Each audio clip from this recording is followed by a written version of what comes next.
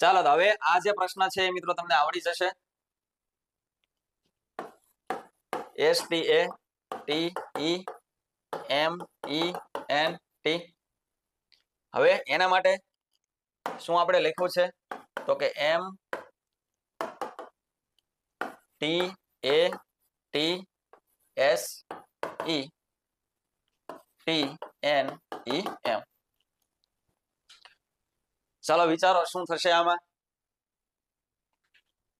અને આનો કયો જવાબ આવી શકે.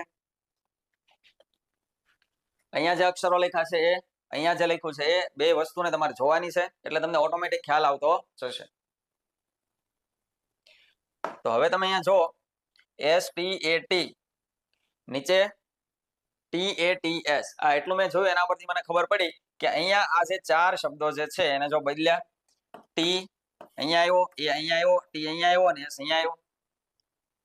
આગળ આપણે 3 માટે જોયું તો અહીંયા કેટલા માટે છે 4 માટે છે પણ હવે જો અહીંયા પાછું નવું આવ્યું ઈ ને એમ નામ રવા દીધો ઈ માં કાંઈ ફેરફાર નથી કર્યો.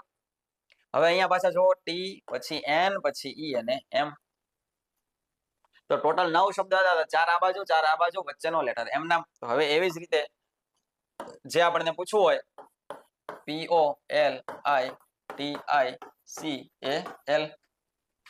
તો સૌથી પહેલા તો અહીંયા 4 આ વચ્ચે એક એમ નામ અને અહીંયા 4 હવે એને ચેન્જ કરી નાખીશ એટલે કે અહીંયા I પછી L પછી O પછી P T એમ નામ તો T એમ નામ.